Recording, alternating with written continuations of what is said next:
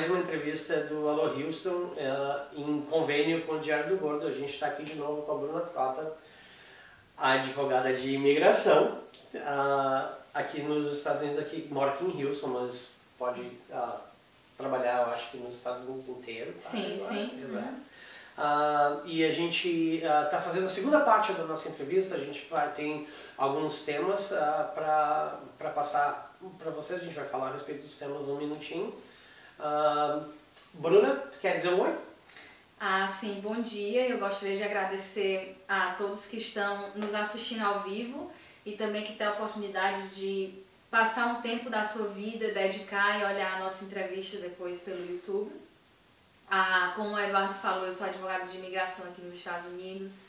Eu já pratico há 4 anos direito imigratório e a minha especialidade é mais direito corporativo migratório, mas eu faço muito direito migratório familiar e a parte consular, né? Quem quiser saber mais da minha história pode assistir o nosso vídeo anterior, que foi ao ar em agosto, setembro. Mais ou menos aquela... Eu acho que o Eduardo depois pode fazer um tag nesse vídeo, para depois quem quiser clicar e ver mais ou menos que a gente explorou mais ou menos várias opções, a sopa de letrinhas dos vistos, né? Exato.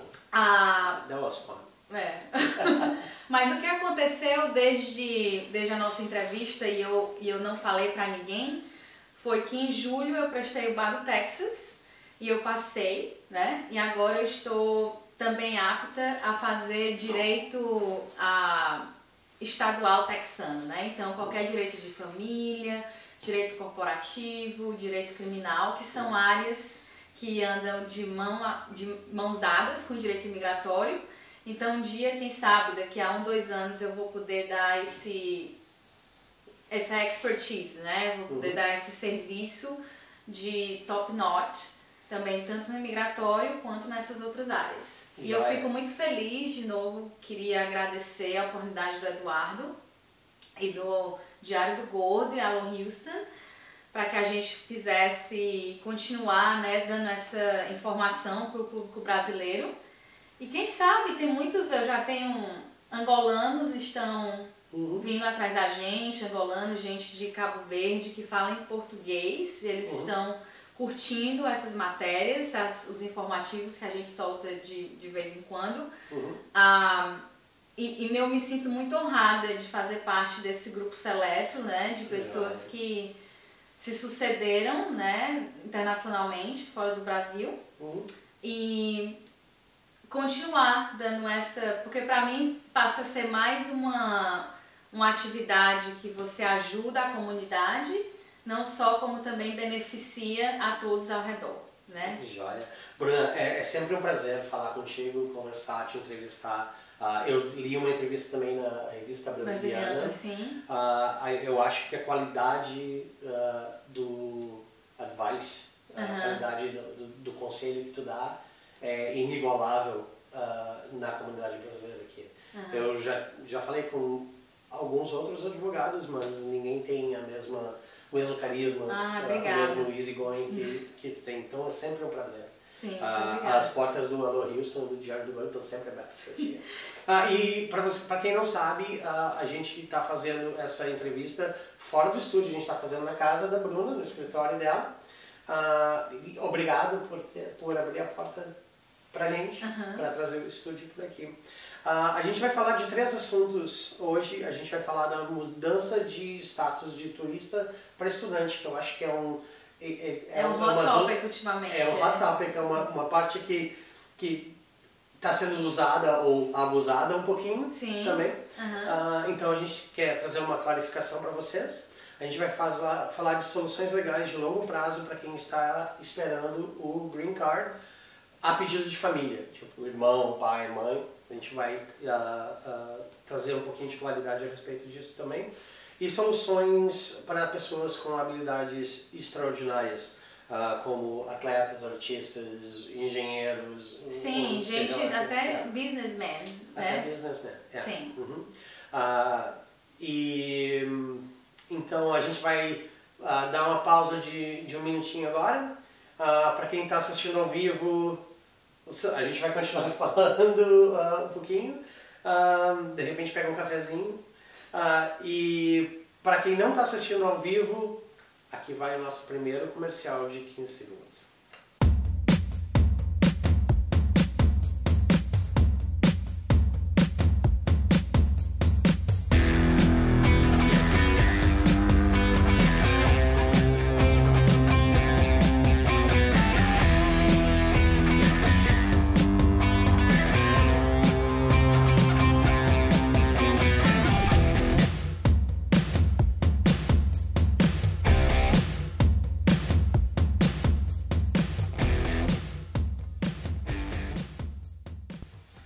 Oi gente, a gente está de volta.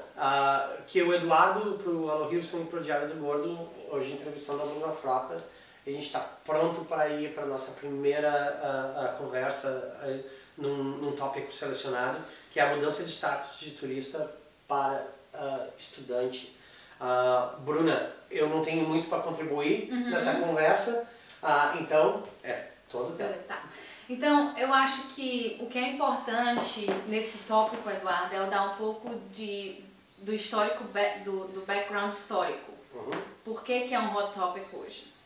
Antigamente, quando as pessoas vinham para os Estados Unidos e faziam essa mudança de visto, do visto de turista, o B2, para o de estudante, a imigração interna, que é chamada USCIS, que é um órgão do Departamento do Homeland Security, que é como se fosse o Ministério de Interiores para a gente, demorava de 3 a 4 meses. Então, quando você vinha para os Estados Unidos, eles davam aquela estadia de 6 meses, a pessoa esperava uns 2 meses, porque existe uma regra do Departamento do Estado que se chama 3060 Rule, que ele fala o seguinte: se você entra nos Estados Unidos com visto turista e com 30 dias você muda de status para o visto turista, de estudante, ou visto de trabalho, ou quer que seja o green card por casamento, existe uma presunção de que você pegou o visto fraudulentamente e que você fez uma misrepresentação quando estava entrando nos Estados Unidos e falou com o oficial da imigração.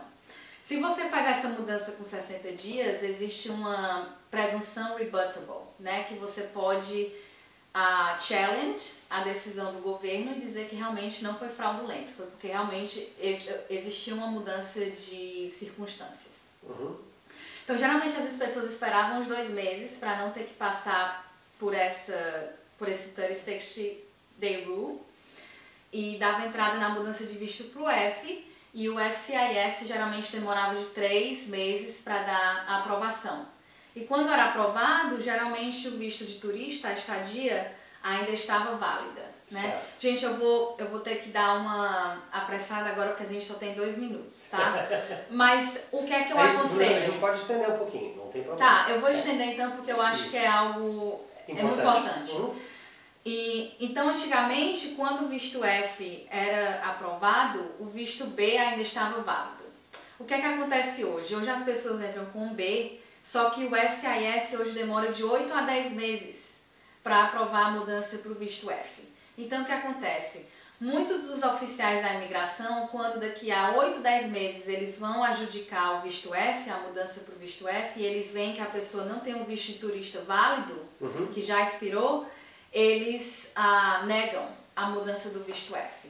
Então, o que muitos advogados especializados nessa área estudantil, o que a gente aconselha é que as pessoas façam uma extensão do visto B. Depois que fizer a extensão do visto B, pede a mudança de status para o F. Porque o que acontece? Quando o oficial da imigração for fazer o adjudication do visto F, ele vai ver que a pessoa pediu uma extensão do B. Então ela vai ter um visto válido na época que o F for aprovado.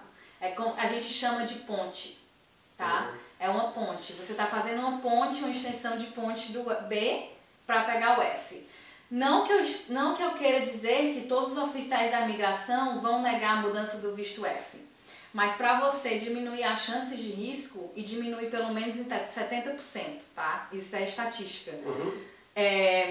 Você fazer essa ponte, tá? E eu aconselho assim, cada caso é um caso, depende, tá? Então é sempre bom você ter um aconselhamento jurídico de uma pessoa que tem especialidade nisso, porque geralmente o International Office das escolas, eles não têm esse conhecimento e acabam dando conselho para a pessoa dar entrada no visto F, não importa o que, tá? Então assim, cada caso é um caso, depende de quanto tempo de estadia você tenha e depende de quanto tempo o processo no USCIS esteja levando, porque depende de quantas aplicações o USCIS esteja recebendo. Como você mesmo falou, hoje as pessoas estão abusando desse tipo de mudança, então está fazendo com que o processamento desses tipos de mudança estejam hoje de 8 a 10 vezes.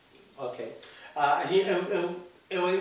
Eu gostaria de te pedir tipo um resuminho, porque agora só de letrinhas na minha cabeça está completamente perdida. Tá. Então vamos dar mais uma paradinha e a gente já volta com a Bruna para fazer um resuminho desse tópico.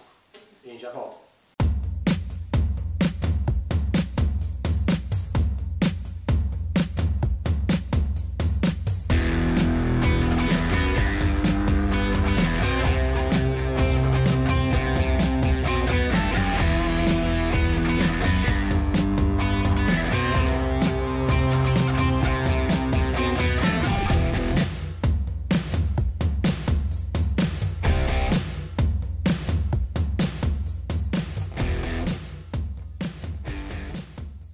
Oi gente, aqui é o Eduardo de volta para o Diário do Gordo e para o Alô Hilson, com a Bruna Frota.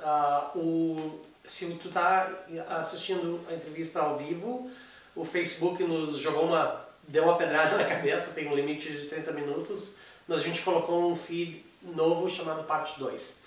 Bruna, voltando, então pode dar um resuminho, tipo assim, em um minuto tu tivesse aqui que explicar para alguém não tão inteligente quanto a Bruna, tipo eu, assim? Não, tá. Conselho quem entra com visto de turista aqui nos Estados Unidos, não dê entrada diretamente na mudança de status, que a gente chama diretamente para o visto de estudante, que é o F, certo. Tá? O conselho dar entrada no visto de turista, na extensão primeiro, você pede uma extensão e depois de pedir a extensão, pede a mudança de status para o F. Okay. Mas de novo, Eduardo, porque existe, como você falou, existe muita gente que mal interpreta o que a gente está falando. Cada caso é um caso. Por favor, se você tem dúvida, tire essa dúvida com um especialista nessa área estudantil e migratória. Porque, como eu falei, existem advogados. Imigração é um ramo muito grande, nem todo mundo consegue ter especialização em toda a área. E as escolas também, eles não têm esse conhecimento. Muitas vezes eles mandam, não, dá entrada na mudança de status que vai dar certo. Mas, como eu falei, é muito arriscado. Depende do oficial da imigração que você pegar, ele pode negar. Então, para você diminuir essas chances de ser negado, eu aconselho que você faça essa ponte. Certo. Tá? Certo. Entendi agora. Obrigado, Bruno. Então, vamos continuar para o nosso segundo tópico. Sim. Soluções legais de longo prazo para Green Card familiar. Ótimo. Certo. Então, quem casa com um cidadão americano, ou é filho menor de 21 de cidadão americano, ou é pai de cidadão americano, não entra nesse tópico que a gente vai falar agora, porque eles estão numa fila que eu chamo de fast track, porque eles não entram em nenhuma categoria, nenhuma que a gente chama, eu chamo muito de fila, existe uma fila para cada categoria. Certo. Essas pessoas não têm uma fila, é como se fosse na fila da gestante e do idoso no Brasil, né? Que você não entra na fila de todo mundo, você passa direto. Então não cabe a essas pessoas, tá? O que eu vou falar hoje são as pessoas, por exemplo, esposa de quem é residente legal, né? Quem tem o Green Card casa com residente. Hoje a espera é mais ou menos de 1 ano e meio a 2 anos para você dar entrada no Green Card, gente. E existem 2 processos diferentes, tá? Na questão do visto familiar. Uma é a primeira etapa, que eu chamo de I-130, que é como você estivesse pegando uma senha naquela fila da sua categoria. E a segunda etapa é o Green Card em si, que pode ser tanto o Adjustment of Status, que é um processo que você faz se você estiver legalmente dentro dos Estados Unidos e você faz essa mudança de visto para o Green Card, ou você está fora dos Estados Unidos e faz o processo consular, né, que você vai pegar o seu Green Card no consulado. Então, o que tem acontecido muito hoje? eu tenho um irmão que é cidadão americano e eu quero ir para os Estados Unidos. O tempo de espera hoje para irmão de cidadão americano brasileiro, tá? Brasileiro. Isso são quem é mexicano, por exemplo, filipino, indiano, chinês, a espera é bem maior. Tá? Esse tempo que eu tô falando é especificamente para brasileiros. Para os brasileiros, certo. O irmão, por exemplo, hoje demora de 10 a 12 anos para você conseguir o green card. O que acontece? Quando você dá entrada nessa primeira etapa, que é você pegar a senha na fila, esse processo não dá nenhum status legal para a pessoa, tá? Então, assim, quando você vai, muitas pessoas vão no site do USCIS e veem as instruções, não é tão simples como você pensa. Não é tão simples, eu dou entrada no I-130 e eu tenho um status legal, eu posso começar a trabalhar, eu posso fazer o que quiser. Não pode, tá? Isso é só a senha na fila. Você tá pegando um lugar para você, no futuro, poder pegar o green card. E o que acontece? Então, Bruna, o que é que eu faço nesse tempo de espera? 10 anos, 1 ano e meio, 7 anos, 5 anos, tá? Você tem que qualificar para um dos outros vistos da sopa de letrinha, né? Ou você tem um trabalho e algum sponsor, né? Um patrocinador, um empregador americano dá entrada para você, ou você tem outra cidadania além da brasileira que possa qualificar para o visto de investidor, que é o visto E, como a gente já conversou. Ou você tem uma empresa no Brasil e abre uma subsidiária aqui nos Estados Unidos e você vem como um intra-company transferee, que é o visto L. Certo. Ou você tem o visto O, que é o visto de habilidades extraordinárias, mas você também precisa de um sponsor, precisa de um patrocinador. O visto de atleta, que é o visto P, que você vem para cá competir nos Estados Unidos e você tem que ser reconhecido internacionalmente, tá? Ou você pode vir com o B e faz uma transferência para o F, como a gente conversou, porque o F você pode sempre estar upgrading para outro nível escolar. Sim, você começa com inglês, depois faz o associate, depois faz o bacharelado, depois faz o mestrado, depois faz o doutorado. Nesse tempo todo, pode ser que você estude 10 anos. Deixa eu te perguntar uma coisa. Durante esse processo que tu tá puxando renovando o visto de estudante, se sair o teu número, certo? Como é que faz? Tu tem que voltar no Brasil para fazer o trabalhar fazer a parte consular lá ou pode fazer aqui? Pode fazer daqui. Okay. Foi isso que eu falei. Se você estiver mantendo um status legal, né, você pode fazer o ajuste aqui nos Estados Unidos. Certo. Se você não estiver mantendo um status legal, você não qualifica para nenhum perdão, tá? Entendeu? Só qualifica para perdão quem é hoje, tá? Porque tem uma ação executiva do Obama que tá pendente e a Suprema Corte só vai decidir em junho de 2016, provavelmente, se a gente for sortudo o suficiente. Mas hoje só quem qualifica para perdão de out of status é quem é esposo, tá? Ou filho de cidadão americano. Quem tem o green card não qualifica. No futuro pode ser que quem violou status, esposo de green card holder, de residente, pode qualificar para perdão. Mas você ficar ilegal nos Estados Unidos hoje não tem nenhum perdão para você fazer o ajuste, tá? Então você pode sim fazer essa mudança aqui nos Estados Unidos. E eu queria dar uma nota. Quem fica ilegal nos Estados Unidos por mais de 6 meses e menos de 1 ano e sai dos Estados Unidos, é proibido de voltar por 3 anos. Existe um bar estatutório, tá? Você é proibido. A não ser que você qualifica para algum perdão, né? Certo. Se você fica mais de 1 ano e sai dos Estados Unidos, você é proibido de voltar por 10 anos. Se em algum momento da sua vida você diz que é cidadão americano para ter algum benefício ou imigratório, trabalhista, você é barrado para a vida toda. Pela vida toda. E existem outros tipos de... Como deveria ser, né? A gente tem que... E uma coisa que a gente está fazendo é... Comunicando, informando, mas a gente quer começar 2016 legalmente com a Bruna Frota. E assim, eu acredito que o nosso país, apesar de estar numa situação ruim, Não é um país que você tenha medo de morte ou perseguição, como muitos países da América Central e da África, né? Então, não vale a pena você ficar ilegal nos Estados Unidos, porque no futuro você já acaba se acostumando com o American Way of Life e, infelizmente, a velhice aqui nos Estados Unidos não é cor-de-rosas. Se você não produz nos Estados Unidos, você não tem muita chance, Exato. né? Então, assim, é algo para se pensar. Eu não estou falando que você não deva vir legal e tentar a vida, não.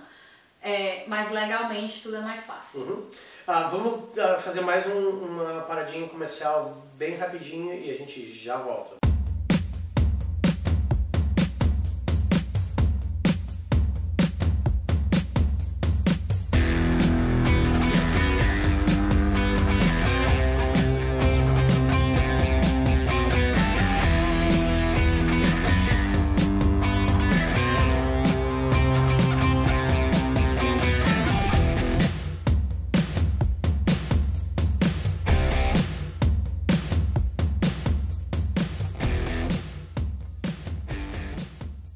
Oi, a gente está de volta com a Bruna Frota para o Alô Houston e para o Diário do Gordo. Bruna, a gente estava falando em soluções a grande e longo prazo para quem está esperando o green card familiar. A gente falou bastante a respeito de parentes de pessoas que têm green card, mas ou cidadão americano. Ou cidadão americano. Sim. Não. Eu tenho uma pergunta para ti. Eu tenho esse amigo, sim. Que tem um irmão que... Esse amigo tem um green card. O irmão quer vir para os Estados Unidos. Qual é o processo certo? Tá. Irmão de residente não qualifica. Okay. Os únicos irmãos que qualificam são os irmãos de cidadão americano. Okay. Então, quais são as categorias? Tá? A primeira categoria são os filhos e esposas de residentes. Okay. Filhos menores. Filhos maiores só qualificam se forem solteiros. Filhos casados maiores de residentes. 21. Maiores de 21. Okay. Menores de 21 ou maiores de 21 solteiros. Tá? Filhos maiores de 21 de cidadão americano, solteiro. Filho maior de 21 de cidadão americano, casado. E irmãos de cidadão americano. Essas são as pessoas. Tio, tia, avó, não qualifica. Tá claro como o dia. Pronto. Obrigado, Bruna. Vamos passar para o nosso tópico número 3. Soluções para as pessoas com habilidades extraordinárias. Eu tenho uma habilidade extraordinária de falhar em recording áudio na primeira tentativa. Isso qualificaria... Não, piada, gente, piada. Tá. Mas vamos falar... pode me falar o que qualifica como uma habilidade extraordinária? Certo. Então eu gostaria de começar fazendo uma divisão. Existem pessoas de habilidades extraordinárias para visto temporário, visto de trabalho, por exemplo, o visto O, é um visto de habilidade extraordinária para pessoas nas ciências, artes, tá? E athletics, né? E atletismo, tá? Quem quer o green card, também existe uma possibilidade. E também são as pessoas com extraordinária habilidade nas ciências, artes, business, tá? E atletismo. Voltando novo, o O também o business qualifica. E tem o visto P, que são para atletas internacionalmente conhecidos que estão vindo para os Estados Unidos competir. Essa é a diferença do visto O para o visto P. Muita gente fala, muitos lutadores de jiu-jitsu, eu quero ir para os Estados Unidos, eu tenho uma academia que vai me patrocinar. O visto P não é o visto certo, porque você tem que vir para treinar e competir. E geralmente teve uma onda de lutador de jiu-jitsu mais ou menos na década de... No começo de 2000, 2005, muito lutador de jiu-jitsu vinha pra cá e conseguia ou visto O ou P. Hoje tá ficando bem mais difícil porque a imigração infelizmente sabe que muita gente vem, muitos desses atletas vêm aqui pros Estados Unidos e acabam saindo dessa academia 2 ou 3 meses depois, porque eles brigam com... brigam com o dono da academia, certo, ou tem algum problema. Então hoje a imigração está bem mais complicada com o lutador de jiu-jitsu. Mas eu tenho muitos clientes que são, por exemplo, atletas da área de vôlei, de futebol, todos qualificam para o P. Se vem para os Estados Unidos competir, né? Se você tem uma habilidade extraordinária no O, e geralmente a evidência que você sai em reportagem de revista, que você fez uma entrevista, ou que você faz seja algo que seja acima dos seus peers, né? Vamos dizer, eu dou um exemplo clássico, eu sou advogada de imigração. Todo advogado de imigração tem que ter o bar e tem que ter alguns anos de experiência. O que vai fazer uma pessoa ser diferente acima das outras, né? Se você ganhou prêmio na sua área, por exemplo, ou você escreve em artigos, se você escreve em revista, né? Então, assim, eu vou dar um exemplo que eu estou muito feliz que aconteceu ultimamente, que eu fiz um visto O para um compositor de tango. Ele é argentino e a esposa é brasileira. Ele tinha tentado o visto Green Card de extraordinárias habilidades extraordinárias há alguns anos e foi negado. E a gente falou assim, não, vamos tentar o seu visto O, né? E o currículo dele é muito bom, porque ele foi compositor de uma canção que foi compartilhada no mundo inteiro, né? Então esse foi o diferencial dele, ter essa composição que foi compartilhada no mundo inteiro, todo mundo tem noção, e ele tinha muitas revistas, na época que ele veio fazer um concerto aqui nos Estados Unidos, muitas revistas falando dele, e ele conseguiu o visto O, né? Então, assim, são pessoas, se você pensa, ou você é um pesquisador, você pode ser um pesquisador que faz algo diferente, você tem muitas citações, isso qualifica. Ou um businessman, por exemplo, você é tão extraordinário como um businessman que você fez uma contribuição para naquela área, por exemplo, do oil and gas, vamos dizer, você fez algo diferente. Tipo Donald Trump com edifícios com torneiras douradas. Mas assim, tá, Eduardo? Muita gente, quando a gente fala habilidades extraordinárias, fala, eu tenho que ser over the top, eu tenho que ser Não necessariamente, gente comum, tá? Tem que ter aquela extra edge. Né? Isso, E às vezes assim, o jeito que você escreve, o jeito que a gente apresenta a petição, faz o diferencial. Certo. Né? Com certeza. Então assim, o seu currículo, cara, que vai fazer... Mas que uma advogada boa entra. Não, tem muitos advogados bons, tá, gente? Mas essa é a diferença, tá? É o jeito que você apresenta, é como você build up o seu currículo, tá? Então, tem o visto O, o visto P e o Green Card EB1A e EB1B, tá? E a gente até poderia depois conversar sobre o visto o Green Card National Interest Waiver, que é muita gente agora na área de oil and gas está sendo demitido e muitos deles vão qualificar para o National Interest Waiver.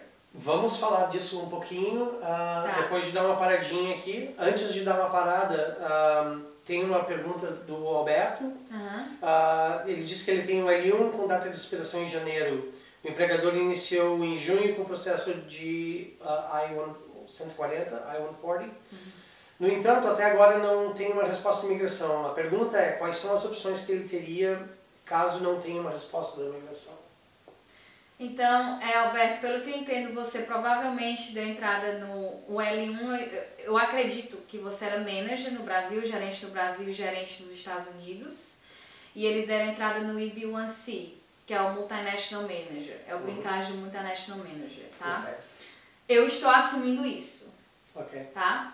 Se você tem o I-140 pendente, o seu empregador deveria fazer uma extensão do L, porque se o I-140 for negado, né, o I-140 de novo, o I-140 é igual ao I-130. Ele não dá nenhum status para o trabalhador. Só se você tiver um adjustment of status pendente. Não é um visto, é um pedido, né? É um pedido. Se você tiver um adjustment of status pendente, assim, eu não sei toda a sua história, mas se você tiver um adjustment of status pendente, tudo bem, você tem um período de estadia autorizada, tá? Nos Estados Unidos. Mas se o seu L tá, eu acredito que seja a sua petition, a petição. Se estiver expirando agora em janeiro, é melhor que eles façam uma extensão do L com a imigração para você ter o I-140, porque o I-140 não lhe dá nenhuma garantia.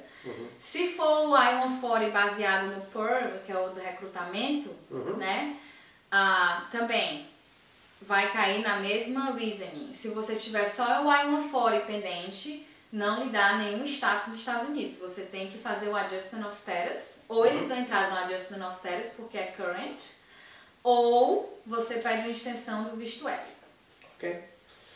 Joia. Obrigado, Bruna. Para quem não está assistindo ao vivo, te liga nos comerciais.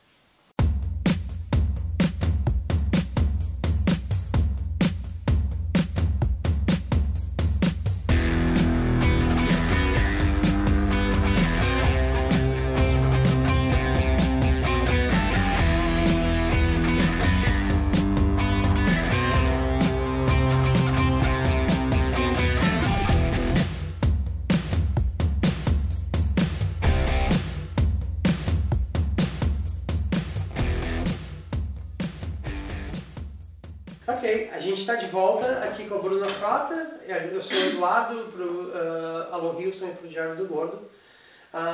Bruna, a gente estava falando antes de sair para os comerciais a respeito das pessoas com habilidades extraordinárias. A gente estava respondendo uma pergunta do Alberto, certo? Deixa eu buscar. Mas se ele não fez um follow-up, porque... Vamos dar uma olhada aqui. Alberto, se tu estiver olhando agora, se tu entendeu o que a Bruna te falou, perfeito. Se não, simplesmente manda um follow-up da questão aqui e a gente pode falar um pouquinho mais a respeito. Mais alguma coisa que tu queira falar desse... Do tópico de habilidades extraordinárias, né? Exato. Então, eu queria enfatizar de novo que às vezes você acha, pelo que eu falei, que você não qualifica, mas é sempre bom ter a gente averiguar o seu currículo para ter certeza se a gente não consegue achar alguma brecha ou se a gente pode enfatizar em algo que você fez de extraordinário na sua vida e você sim qualifica, tá? Então assim, você trabalhar com a imigração, muita gente pergunta, mas qual é a garantia? Não existe garantia, né? Existe o quanto que a imigração naquela época é tipo como se fosse uma onda. Como é que a imigração nessa fase, qual é a onda da imigração, né? O que é que ela está entendendo na imigração. Certo. Antigamente, por exemplo, no visto P, quem vinha com o visto de... Existe o P3, que é um visto para quem vem para cá e faz é um tipo de atividade cultural, que é específica daquele país ou de uma região, que vem para cá expandir nos Estados Unidos. Então, por exemplo, quem praticava taekwondo, muitas artes marciais, eles categorizavam antigamente como P3, como uma cultura, uma arte... Tipo capoeira. Tipo capoeira, que vem pra cá, que não é algo que é spread out, e a pessoa vem pra cá fazer isso. E ultimamente eles têm negado essa versão. Eles não querem mais aceitar a arte marcial como uma cultura diferente daquele país. A não ser que seja algo, deixa eu pensar, não sei, da Ásia, alguma arte do Shaolin, uma arte marcial do Shaolin que ninguém develop, entendeu? E a respeito de religião? A religião também cai nessa... Não, a religião tem um visto específico, que é o visto R. Ok. É o visto R1. Ele tanto você pode vir temporariamente, você tem que ser o chefe religioso daquela seita, tá? Por exemplo, você é um priest da igreja evangélica, você é um padre, você é da parte do hindu. Você não é um chefe espiritual. Você não pode vir, por exemplo, para cantar. Você vai ser o músico da banda da igreja, não. Tu não precisa ser o dono da igreja, mas tu tem que ser um líder espiritual que traga conforto para outras pessoas. Sim. Certo. Sim, você tem que estar naquela seita, você tem que ter pelo menos 2 anos de experiência antes de vir para os Estados Unidos. E aí, claro, depois de 2 anos com visto R, você pode dar entrada no Green Card. No caso, a seita, né, tem que ser o seu patrocinador. Ok. Ótimo. Gostaria de fazer um agradecimento aqui para Maggie. Maggie, obrigado. Ela colocou muito legal, parabéns para nós dois, pela iniciativa. Obrigada, eu estendria o parabéns para a Bruna. Obrigado, eu sou simplesmente um entrevistador horrível. Não, mas se não fosse por ele, vocês não teriam a Bruna, né? Não teria a Bruna, né? E eu também gostaria de agradecer o nosso time técnico. Hoje o nosso time técnico é a Kristen, a minha esposa, que está aqui com a gente atrás das câmeras, aprendendo com a gente também tudo que pode dar errado fora do estúdio. Que é claro que todas as coisas que podiam dar errado fora do estúdio deram errado. Bruna, para respeitar um pouquinho o tempo das pessoas que têm em casa e respeitar o teu tempo também. A gente está na tua casa. Eu adoro. Eu sei que as suas crianças estão brincando por aí, mas o pai delas está tentando deixar elas quietinhas para a gente gravar. Tu teria alguma última colocação, alguma dica para o pessoal que está em casa, alguma coisa que a gente de repente não falou a respeito? Eu acredito que legalmente não existe nada que eu possa acrescentar, porque, de novo, cada caso é um caso e cada pessoa tem os seus problemas, né? Então, o que eu posso estar falando para você hoje, não take it for granted, tá? Porque o seu caso pode ser diferente. Eu acho que o meu conselho para 2016 existem muitos blogs por aí, muita gente olha pro blog, imigração é um assunto que todo mundo é um pouco expert, né? Mas não confiem 100% no que vocês leem, em blog principalmente, porque cada pessoa, de novo, cada pessoa tem uma história diferente. E o que a pessoa esteja falando no blog, às vezes ela não esteja colocando 100% da verdade, 100% da história. Certo. Então, sempre é bom você ter um auxílio jurídico, conversar com alguém que você confie, né? E, de novo, trabalhar com imigração não é garantia de nada. Todo mundo vai fazer o melhor para que seja successful. E eu acho que tem mais uma coisa aí também. Tem muita gente e é claro, Bruna, a gente conhece na nossa volta. Tem muita gente que se desespera ou tenta vir, tentando sair do Brasil e faz coisas que não são 100% legais aqui. A minha experiência pessoal e o que eu poderia dizer é: nunca faça nada que possa te deixar em problema. Como a Bruna falou, overstay your welcome, passar do tempo que tu tem para estar aqui legalmente pode te causar problema para o futuro. Tu nunca sabe onde as coisas vão estar no futuro. Então, principalmente, não comprem green card falso, não comprem visto falso, não comprem passaporte falso. Isso tudo só ajuda a contribuir para a cultura da ilegalidade e todo esse barulho que tem, porque pessoas odeiam gente imigrante e tal, não sei o quê.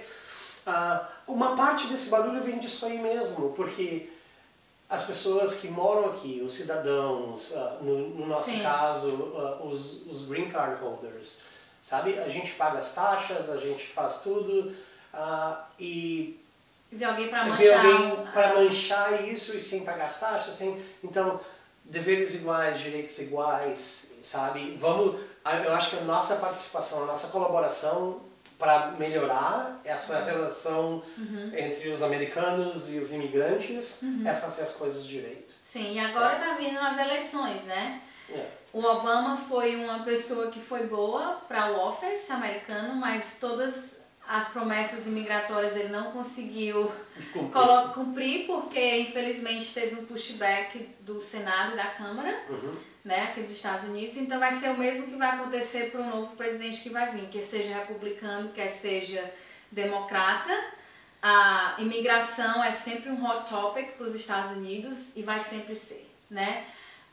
De novo, eu já vi posts falando sobre a ordem executiva do Obama, que ele deu, na verdade, saiu em novembro de 2014, né? E muita gente começou a falar que já estava sendo implementada, na verdade não está sendo implementada.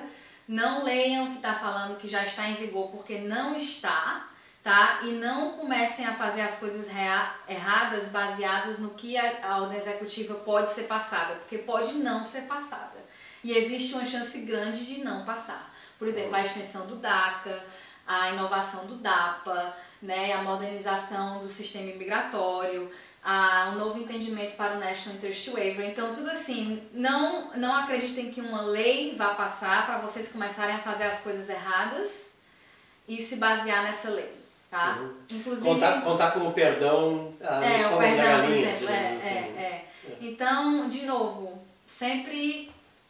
Às vezes a gente procura um auxílio e a gente não ouve o que a gente quer. né? Por exemplo, a gente está com uma dor no ombro, a gente não acha que é nada, mas pode ser um câncer. Então, assim, às vezes você pode ir para o advogado, você não tem solução. Você não vai ouvir o que é bom para você. Mas é uma verdade que vale a pena ser ouvida. Certo, certo. Bruna, como é que as pessoas podem te achar? Como eu falei, eu estou nesse período de transição.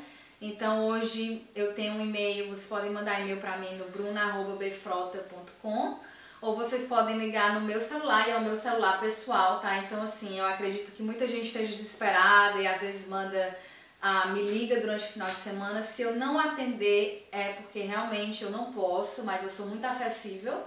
E quem me conhece sabe disso. Eu estou sempre respondendo mensagem pelo Facebook, eu respondo mensagem pelo text message, vocês podem mandar, é 281-908-6450, repetindo 281-908-6450. Ok, ótimo. De novo aqui o Eduardo, para o Alô Houston Diário do Globo.